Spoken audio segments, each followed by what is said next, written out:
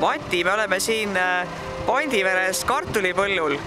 Kas kartuli võtmise osas, kas hommik ei oleks targem kui õhtu? No, mis sa teed, kui hommikul vihma sajab? Peab õhtul tegema. Kui oleks küll hommikul targem, jah. Kui tähtis on kohalik toit? Väga tähtis on.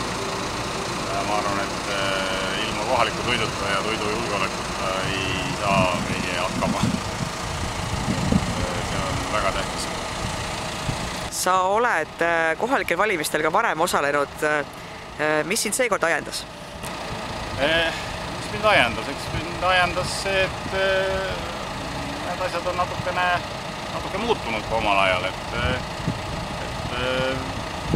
ei ole nad asjad nii hästi vahel ei lähe.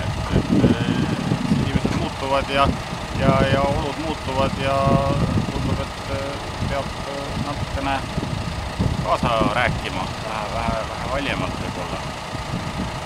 Mida sa soovitad valijale, kes teeb oma otsuse?